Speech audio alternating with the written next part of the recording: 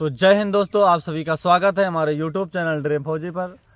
तो दोस्त, जो नोट्स के बारे में क्वेरी आ रही है कि भाई इतनी क्लास करते हैं, सबका नोट्स कैसे बनाए, नोट्स नहीं बन पा रहा है। तो आप लोगों को मैं बता देता हूँ नोट्स बनाना ज़रूरी है कि नहीं ज़रूरी है। अगर आप ओनली SSC GD के लिए प्रिपरेशन कर रहे हैं कि सिर्फ हमको SSC GD की भर्ती देखना, उसके बाद में हम भर्ती नहीं देखेंगे, तो आप कोई दिक्कत नहीं है। अगर आपको इतना भी कॉन्फिडेंस है कि मैं इस भर्ती को देख रहा हूँ, इसी में मेरा सब कुछ क्लियर हो जाएगा और मुझे नो प्रॉब्लम, तो आप नोट्स ना बनाएं। अगर आपको ये देख रहे हैं कि अगर बाय द वे अगर इसमें मेरा ना हो पाया तो मैं यूपी पुलिस देख सकता हूँ या कोई और देख सकता हूँ, तो भाई नोट्स तब बना लो। नोट्स बनाने का मतलब ये है कि अगर दोबारा तुमको पढ़ना पड़े तो तुमको क्लास की ज़रूरत ना पड़े, ओनली प्रैक्टिस की ज़रूरत पड़े, इसीलिए नोट्स ज़रूरी होता है। हाँ, और एक दिक्कत आ रही बच्चों को, शायद बच्चे बता रहे हैं, हमसे एक लड़का किया था, हमने पूछा था कि भाई आप लोग को PDF से सर पढ़ा रहे हैं या लिख कर पढ़ा रहे हैं, तो बता रहे थे PDF से पढ़ा रहे हैं। अगर PDF से पढ़ा रहे हैं तब तो हम जानते हैं कि आप लोगों के लिए परेशानी है लिखने में। हम लोग को जब पढ़ाए थे सर, तो हम लोग को PDF से नहीं पढ़ाया था, हम लोग को उससे हाथ से लिखते थे तो साथ में लिख जाता था, कोई प्रॉब्लम नहीं होती थी। लेकिन आप नोट्स बना ले तो बेहतर है। वो पूछ रहे हैं कि सारे सब्जेक्टों का बना ले। हाँ, अगर आपको मैथ का और रीजनिंग का नहीं बनाना है तो आप मैथ और रीजनिंग में टाइम ज़्यादा लगता है, उसका मत बनाइए। लेकिन जो उसका कॉन्सेप्ट बताते हैं चैप्टर वाइज, उसका कॉन्सेप्ट डालकर कॉन्सेप्ट लिख लीजिए और उसके उस टाइप का एक क्वेश्चन लिख लीजिए। सारे क्वेश्चन ना लिखे कोई दिक्कत नहीं, लेकिन उस कॉन्सेप्ट को लिखिए और उसको कॉन्सेप्ट के अलावा एक क्वेश्चन को लिख लीजिए।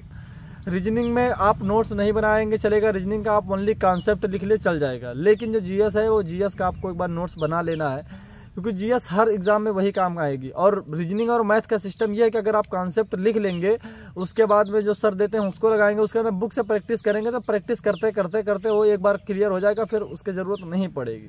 लेकिन GS का ज़रूरी है।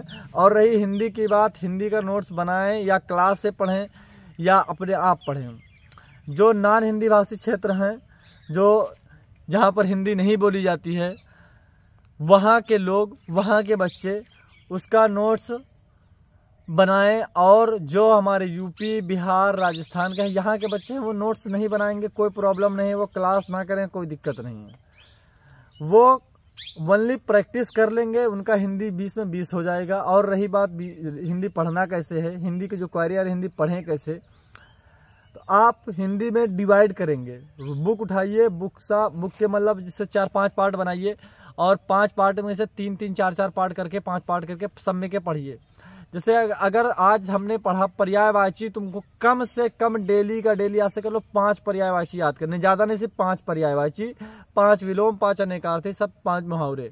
इसका जो ग्रामर पोर्शन है, ग्रामर पोर्शन आप कहीं से भी हल्का फुल्का पढ़ लेना। यूट्यूब से किसी GD में इस बार क्या पूछा था देख लेना, हल्का फुल्का रहेगा वो देख लेना, कोई दिक्कत। 18 क्वेश्चन, इतना मान लो 18 से 19 क्वेश्चन आपके यही रहेंगे। 1 से 2 क्वेश्चन ग्रामर के आ जाते हैं, बस ज़्यादा ग्रामर क्वेश्चन नहीं आएंगे। 2 क्वेश्चन ज़्यादा से ज़्यादा, उसके अलावा 18 क्वेश्चन आपका सब यही रहेगा। तो आप विलोम, अनेकार्थी शब्द, समानार्थी शब्द, पर्यायवाची शब्द जो एक ही को बोल देते हैं ये, और लोकदंतिया, मुहावरे और रिक्त स्थान और वाक्य शुद्धि और गद्यांश, ये सब पर पकड़ बनाइए। आप इसमें से सबको थोड़ा थोड़ा पढ़िए, लेकिन पर्यायवाची, विलोम, अनेकार्थी और मुहावरा, ये सब शब्द जो है 5-5 शब्द डेली इसको पढ़ना। वाक्य शुद्धि का क्या है, 1-2 बार 4 बार, उसको रोज 20-20 शब्द पढ़ सकते हो, उसको याद नहीं करना, उसमें से देखना है और अपने हाथ से लिख देना है। जब प्रैक्टिस करना है हिंदी का तब लिख देना है कि हाँ हम कहाँ गलती कर रहे हैं, कहाँ नहीं गलती कर रहे हैं। जैसे आशीर्वाद लिखा तो आशीर्वाद कैसे लिखा जाएगा, ऐसे करते करते हमको देखना है कि क्या लिखा, ऐसे ये ऐसा लिखा जाएगा या ऐसे लिखा जाएगा। उसके बाद में मॉक टेस्ट जब लगाओगे तो प्रैक्टिस अच्छी हो जाएगी। और रही बात नोट्स की, तो नोट्स में सिर्फ इतना ही सोचो कि नोट्स अगर बना लिए एक बार तो अगले मान के चलो, अगर दूसरी भर्ती के लिए तुमको प्रिपरेशन GS के करना है तो तुमको दोबारा नहीं पढ़ना पड़ेगा। लेकिन GS के साथ साथ आप ऑब्जेक्टिव की बुक आपके पास जरूर होनी चाहिए। आप थ्योरी पढ़ रहे हैं तो ऑब्जेक्टिव की किताब आपके पास जरूर होनी चाहिए। ऑब्जेक्टिव में क्या करना है आपको, सिर्फ उसका जो पढ़ा है और उसी का, जैसे मान ले कोई भी टॉपिक पढ़ा, उस टॉपिक को उसमें ऑब्जेक्टिव में देखना है हमसे हो रहा नहीं हो रहा। और करंट अफेयर्स पढ़ लेना और स्टैटिक भी पढ़ लेना। अब सोचो कि भाई सब बता रहे हो, तो भाई जो GS है, GS समंदर का सिलेबस है, इसीलिए बता रहा हूँ। मैथ, हिंदी, रीजनिंग, इन 3 सब्जेक्ट पर एकदम तगड़ी पकड़ बनाइए। जो हिंदी भाषी क्षेत्र हैं, जो जनरल एरिया से और जनरल यूपी में जैसे जनरल एरिया से जनरल कास्ट है, उनको ये 3 पोर्शन में तो 20-20 करना पड़ता है। उसके अलावा GS में कम से कम 4, 5, 7 क्वेश्चन 8 क्वेश्चन करेंगे तब जाके उनका सिलेक्शन होगा। अगर आप इधर 20 में से थोड़ा कम हुआ तो जीएस में आपका 12-13 जाएगा, तब जाकर सिलेक्शन होता है। और जो नॉन हिंदी भाषी क्षेत्र है उनका तो कोई प्रॉब्लम ज़्यादा है ही नहीं। और भाई जितना बता दिया हूँ नोट्स के बारे में, मैथ रीजनिंग आप नहीं बनाएंगे लेकिन कॉन्सेप्ट लिख लेंगे, बुक से प्रैक्टिस करना पड़ेगा आपको। और जीएस का नोट्स बना ले, और हिंदी का नोट्स बनाए ना बनाए कोई फ़र्क नहीं पड़ेगा।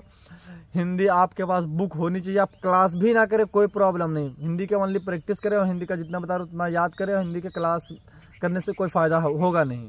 अगर उसमें कोई ग्रामर पोर्शन पढ़ा रहे तो उसको आप पढ़ ले, बाकी बिना ग्रामर वाला आप अपने आप आराम से पढ़ सकते हो, कोई दिक्कत नहीं। और मिलते हैं नेक्स्ट वीडियो में, तब तक के लिए जय हिंद जय भारत।